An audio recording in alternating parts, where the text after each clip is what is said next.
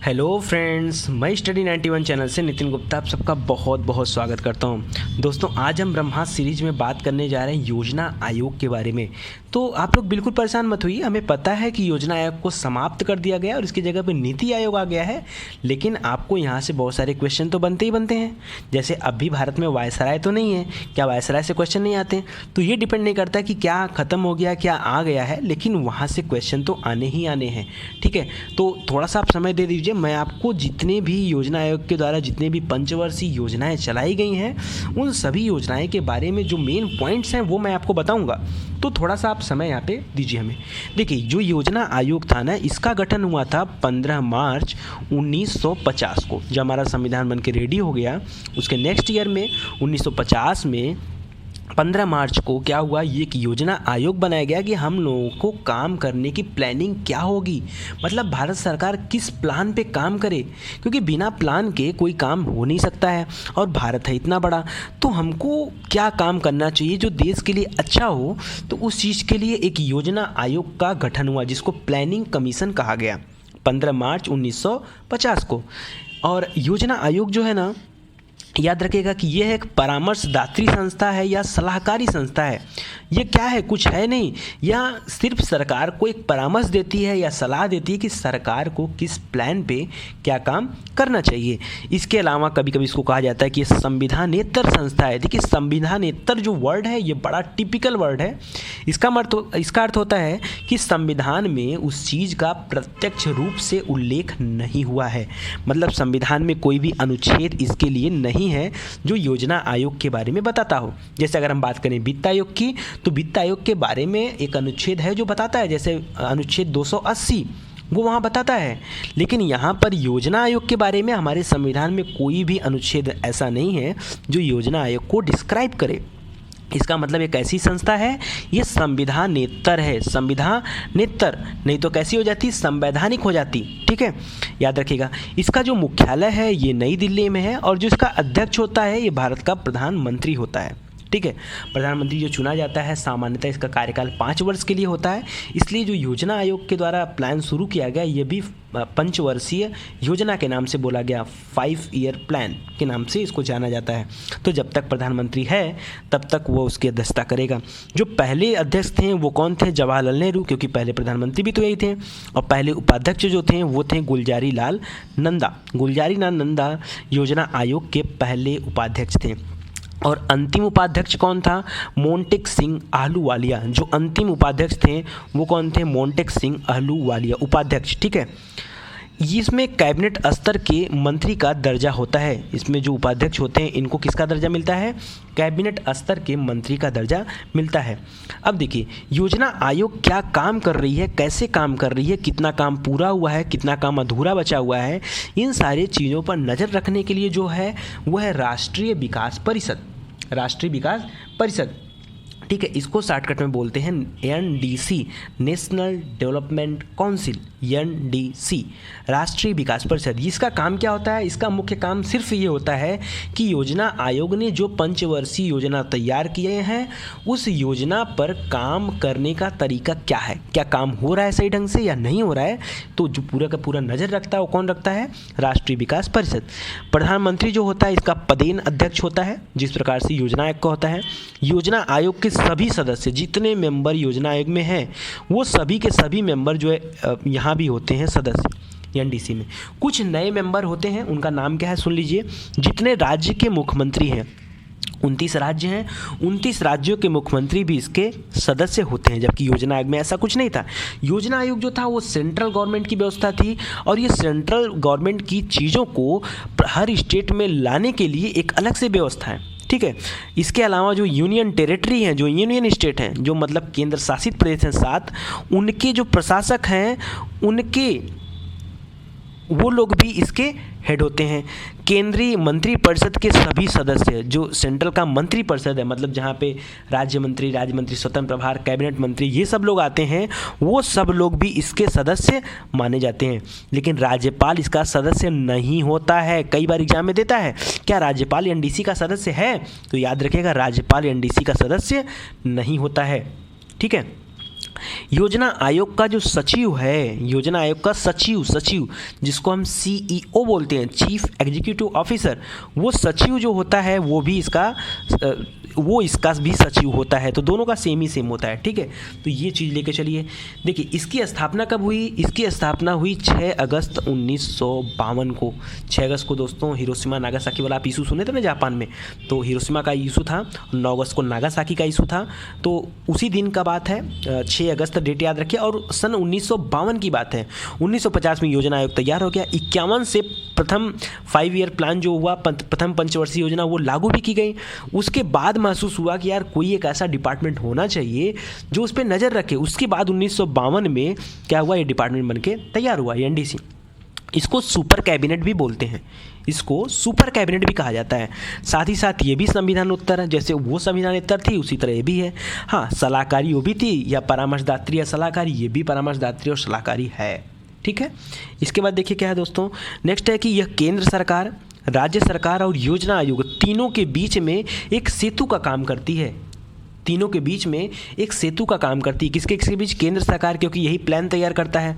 राज्य सरकार, इनके लिए प्लान तैयार किया जाता है। योजना आयोग, उस प्लान का मुख्य उद्देश्य, काम करने का तरीका, इन सभी चीज़ों के बीच में एक सेतु का काम करता है ये राष्ट्रीय विकास परिषद, NDC। मेन काम क्या है? अगर आपसे कोई पूछे कि NDC का काम बताइए, अभी योजना आयोग तो बदल गया, नीति आयोग है, लेकिन आज भी NDC विद्यमान है। आज भी NDC उस नीति आयोग के चीज़ों को देखेगी, उस पर निगरानी कर रही है। तो उसके काम आज भी हमें पता होने चाहिए। जैसे प्राथमिकताएं निर्धारित करना कि कौन सी चीज़ को प्राथमिकता देना है, कौन सा मूल उद्देश्य होगा प्रथम पंचवर्षीय योजना में, वो निर्धारित करना किसका काम है? इस NDC का काम है। लक्ष्य का निर्धारण करना कि कितना विकास दर होना चाहिए, इसका निर्धारण करना ये भी NDC का काम है। समय समय पर मूल्यांकन करना, जाँच करना, चेकिंग करना, ये भी NDC का काम है। योजना को अंतिम रूप देना, स्वीकृति प्रदान करना, ये भी NDC का काम है। और ये क्वेश्चन यहाँ से बन चुके हैं PCS में कि योजना आयोग पर स्वीकृति कौन देता है? ऑप्शन होता है संसद, राज्य सरकार, केंद्र सरकार और NDC, राष्ट्रीय विकास परिषद। तो याद रखिए राष्ट्रीय विकास परिषद जो है ये सही उत्तर है, ठीक है। आइए आगे देखते हैं और एक एक 5 ईयर प्लान के बारे में डिटेल से बातें करते हैं। थोड़ा सा ज़्यादा समय नहीं, थोड़े समय का वीडियो है, बिल्कुल परेशान मत होइए और जल्दी देखते हैं। प्रथम पंचवर्षीय योजना, फर्स्ट 5 ईयर प्लान। तो दोस्तों मैं FYP लिखूंगा, फर्स्ट 5 ईयर प्लान, इसके लिए बिल्कुल आप परेशान मत होना। ये शुरू हुआ 1 अप्रैल 1951 को, 51 को, और 52 में बना क्या आपका NDC। तो 51 में पहले चालू हो गया, तब 52 में वो बना है, ठीक है। 1 अप्रैल से स्टार्ट होता है, 31 मार्च 1956 तक के लिए बनाई गई, 5 साल के लिए बना। ये था हेराल्ड डोमर मॉडल पे आधारित।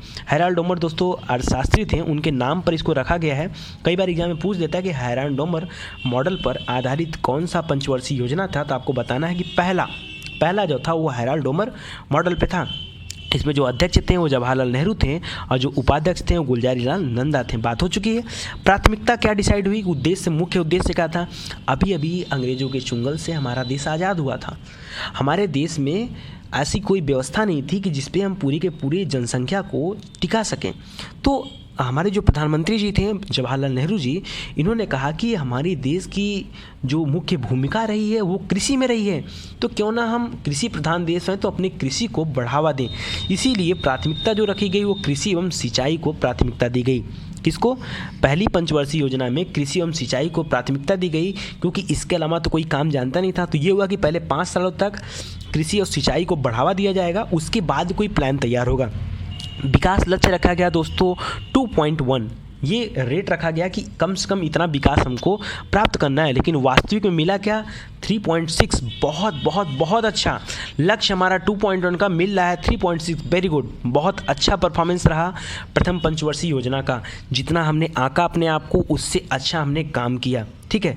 मुख्य रूप से यहाँ पे जो काम हुआ वो हुआ भाखड़ा नांगल, जो हीराकुंड बांध परियोजना थी वो स्टार्ट हुई। IIT खड़गपुर की स्थापना हुई। सामुदायिक विकास कार्यक्रम चालू किए गए। ये यहाँ के मुख्य चीज़ें थी जो इस समय में हुई। इसके बाद द्वितीय पंचवर्षीय योजना आई 1956 से 1961 तक। दूसरी पंचवर्षीय योजना जब आई ये थी महानुलोबिस मॉडल पे आधारित, ठीक है। तो एग्जाम में याद रखिएगा महानुलोबिस मॉडल ये था दूसरे नंबर पे, पहला वाला हेराल्ड डोमर, ठीक है। वही अभी भी जवाहरलाल नेहरू ही प्रधानमंत्री हैं तो वो हेड है, और उपाध्यक्ष बनाया गया कृष्णामाचारी को। पहले वाले में गुलजारी लाल नंदा थे, सेकंड वाले में कृष्णामाचारी हो गए। यहाँ पे नेहरू जी ने क्या किया कि अब एक बार देखिए कृषि और सिंचाई पे हमने बात कर लिया था। नेहरू जी ने कहा कि देश के विकास के लिए भारी उद्योगों की ज़रूरत है, भारी उद्योगों की ज़रूरत है।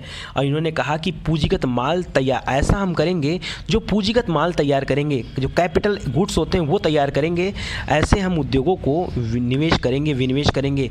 और इसके बाद ही तमाम जो उद्योग हैं, भारी उद्योग, वो बनाए गए, वो बैठाए गए। ठीक है, भारत में विकास लक्ष्य रखा गया 4.5, लेकिन वास्तविक लक्ष्य की प्राप्ति हुई 4.2 एंड थोड़ा सा कम हुआ, लेकिन बढ़िया था, परफॉर्मेंस अच्छा था, बिल्कुल अपने लक्ष्य के करीब थे। 4.5 रखा गया, मिला हमको 4.21। ठीक है, याद रहेगा आपको 4.21, तो ये मिला हमको। इसमें मुख्य रूप से जो काम हुआ ये हुआ, परमाणु ऊर्जा आयोग बनाया गया, टाटा संस्थान की स्थापना की गई और कई तरह के जो भारी उद्योग थे वो यहाँ पे चालू किए गए। ठीक है, नेक्स्ट है दोस्तों तीसरा वाला, तृतीय पंचवर्षीय योजना। ये चालू हुई 1961 से 1966 तक, तृतीय पंचवर्षीय योजना। इसमें जवाहरलाल नेहरू जी हेड थे, अभी भी वो मतलब प्रधानमंत्री है ही हैं, और गुलजारीलाल नंदा को फिर से बना दिया गया क्या, आपका उपाध्यक्ष। ठीक है, इसका योजना आयोग का। इसको नाम दिया गया आगत निर्गत मॉडल का, या एसएससी मॉडल। एसएससी मॉडल मतलब मेरा शॉर्टकट है जे सैंडी सुब्रमण्यम चक्रवर्ती, तो एसएससी, तो एसएससी मॉडल, सैंडी सुब्रमण्यम चक्रवर्ती मॉडल, इसका नाम दिया गया एसएससी मॉडल। ठीक है, ये तृतीय पंचवर्षीय योजना, पहला हेराल्ड ओमर, दूसरा महानुलोबीस, तीसरा एसएससी मॉडल या आगत निर्गत मॉडल। कई सारे को आगत निर्गत बोला जाएगा, जो चौथा हुआ है उसको छोड़ करके जो पाँचवा आएगा वो भी आगत निर्गत मॉडल था। ठीक है, तो वो कई जगह बोला गया। तो पहला में हमने कृषि और सिंचाई को बढ़ावा दिया, दूसरा में हमने बात किया भारी उद्योग की, तीसरे वाले जब उद्योग आए, तीसरा जब पंचवर्षीय योजना आया तो उसमें नेहरू जी ने कहा कि अब हमको आत्मनिर्भरता रखनी है, आत्मनिर्भरता की, हम आत्मनिर्भर हों, सेल्फ डिपेंडेंट हो, किसी के ऊपर पड़े न रहें, हमको अपने आप को आत्मनिर्भर बनाना है। तो आत्मनिर्भरता एवं स्वतः स्फूर्ति की बात उन्होंने कही और इस पे बल दिया गया और इसी को लेकर चला गया। हाँ, विशेषतः कृषि पर विशेष बल दिया गया और बाद में उद्योग और ऊर्जा पे भी बल दिया गया, लेकिन यहाँ पे जो नारा था, यहाँ पे जो मेन टारगेट था वो था आत्मनिर्भरता व स्वतः स्फूर्ति। ठीक है, विकास लक्ष्य रखा गया 5.6, मिला कितना 2.72, बहुत ही अच्छा नहीं है एकदम, मतलब समझ लीजिए कि आधा भी नहीं है। ठीक है, तो बड़ा ही ख़राब रहा। लेकिन ऐसा हुआ कैसे अचानक से, अभी तो हमने बहुत अच्छा लक्ष्य हासिल किया, यहाँ ऐसा कैसे हो गया?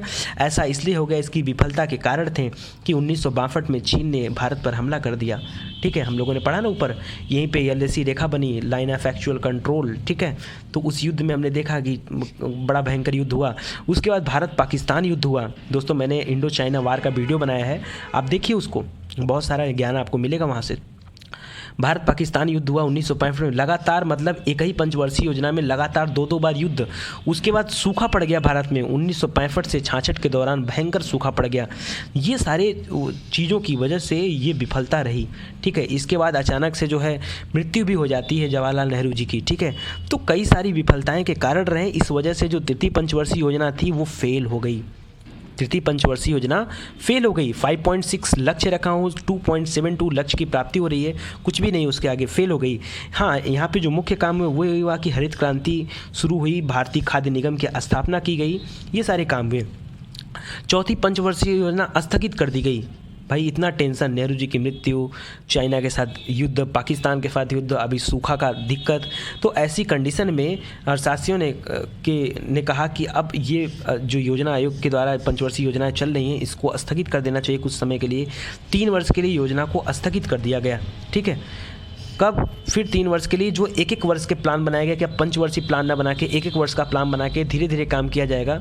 उसके बाद जब हम लोग अपने बजट को फिर से मेंटेन कर लेंगे तो फिर से हम लोग पंचवर्षीय योजना को चालू करेंगे। तो 66 से लेकर 69 तक 3 वर्षों तक जो है एक वर्ष की योजनाएं चली हैं। ठीक है, 66 से 67, 67 से 68, 68 से 69, ये 3 योजनाएँ चली हैं। ठीक है, वार्षिक योजनाएँ हैं। इसके बाद 1969 से 74 तक यहाँ पर जो है पंचवर्षीय योजना फिर से चालू हो गई। इसको नाम दिया गया अशोक रुद्र एलन मान्य योजना। ठीक है ना, मॉडल, अशोक रुद्र एलन मान्य मॉडल, इसका नाम दिया गया। आपने नहीं सुना होगा, ठीक है, तो सुन लीजिए। चौथी पंचवर्षीय योजना है ये। इंदिरा गांधी प्रधानमंत्री थी, उनको हेड बनाया गया और डी.आर. गाडगिल जो है उपाध्यक्ष बनाए गए योजना आयोग के। यहाँ कहा गया कि स्थिरता के साथ आत्मनिर्भरता, ध्यान दीजिए, वहाँ जो तीसरा वाला था वहाँ बोला गया था आत्मनिर्भरता एवं स्फूर्ति। ठीक है, कि आप अपने अंदर आत्मनिर्भरता लाइए और स्फूर्ति लाइए। और यहाँ कहा गया कि स्थिरता के साथ साथ मतलब स्थिर हो जाइए, घबराइए मत। भारत के साथ चीन ने युद्ध किया, पाकिस्तान ने युद्ध किया, सूखा आया, लेकिन घबराइए मत, अपने आप को स्थिर करिए और स्थिरता के साथ आत्मनिर्भरता लाइए। ठीक है, विकास लक्ष्य बनाया गया 5.7, वास्तविक प्राप्ति हुई 2.05, बिल्कुल ही गंदा। ठीक है, तो ये भी बड़ा ख़राब था। मतलब जो तीसरा था, जो चौथा था, दोनों ही पंचवर्षीय योजनाओं में जितना आंका गया उससे बड़ा ही कम लक्ष्य मिला, तो बड़ा ही ख़राब लग रहा था ये देख के। मुख्य काम जो इसमें हुए कि 14 बैंकों का राष्ट्रीयकरण किया गया, पोखरण में परमाणु परीक्षण किया गया और इसी के समय में इसरो की भी स्थापना हुई। इसरो जो आज देख रहे हैं कि अपने मुकाम को हासिल कर रहा है, वो इसरो इसी चौथी पंचवर्षीय योजना में 1969 में बनाया गया था। इसके बाद परमाणु पोखरण में जो राजस्थान में है वहाँ परमाणु परीक्षण का काम किया गया। ठीक है दोस्तों, नेक्स्ट देखिए क्या है।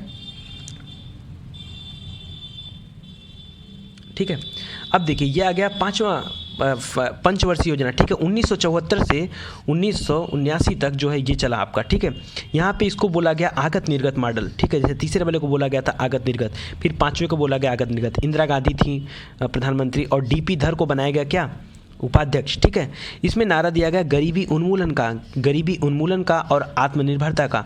देखिए आत्मनिर्भरता कई बार आया है, तो आत्मनिर्भरता से क्वेश्चन कई बार बनता है। तीसरे में आत्मनिर्भरता और स्फूर्ति, चौथे में लड़ाई होने की वजह से फेल होने गया था। ठीक है, उसके बाद जो नाम दिया गया उसमें बोला गया, नेक्स्ट वाले में बोला गया स्थिरता के साथ आत्मनिर्भरता, और यहाँ बोला गया गरीबी उन्मूलन और आत्मनिर्भरता। ठीक है, कि गरीबी है इसके बाद भी हमको आत्मनिर्भर बनना है। विकास लक्ष्य रखा गया 4.4 का और पाया गया 4.83, बहुत अच्छा। ठीक है, कई बार मतलब 2 पंचवर्षीय योजना के बाद लगभग 10 साल बाद हमने अपने विकास लक्ष्य को हासिल किया है, विकास लक्ष्य से ज़्यादा की अनुमान हासिल किया है। पहले वाले में केवल ऐसा था कि जो हमने सबसे अधिक हासिल किया था, और उसके बाद हमने आके 5वें में देखा कि 4.4 के बाद रखा गया और 4.83 पाया गया। बहुत अच्छा परफॉर्मेंस रहा भारत का। मुख्य जो इसमें कार्यक्रम शुरू में 20 सूत्रीय कार्यक्रम स्टार्ट किए गए और प्रथम क्षेत्रीय ग्रामीण बैंक की स्थापना की गई। उसके बाद हर क्षेत्रों में ग्रामीण बैंक को बढ़ावा दिया गया। इसके पहले वाली योजना में 14 बैंकों का राष्ट्रीयकरण कर ही दिया गया था, और यहाँ पे RRB मतलब रूरल रीजनल बैंक, इसको भी बनाया गया। समय से पहले योजना समाप्त हो गई। ठीक है, हालांकि मिला विकास लक्ष्य हमने हासिल कर लिया वास्तविक रूप से, लेकिन समय से पहले योजना समाप्त होगी। क्यों? क्योंकि 1977 में कुछ इशू हो गया था जो है आपातकाल को लेकर के, और इंदिरा गांधी को अपनी सत्ता से हटना पड़ा था, अपनी सीट छोड़ के हटना पड़ा था। 1978 में नवनिर्वाचित प्रधानमंत्री मोरारजी देसाई ने इस योजना को 2 वर्ष चलाया। 3 वर्ष किसने चलाया? इंदिरा गांधी ने, और 2 वर्ष किसने चलाया? मोरारजी देसाई ने। बाद में इस जो जनता पार्टी थी, जनता पार्टी की सरकार बनी थी, मोरारजी देसाई उसी से प्रधानमंत्री थे, तो जनता पार्टी की सरकार भी कुछ आंतरिक कलह की वजह से गिर जाती है। हालांकि बहुमत से सरकार आई थी।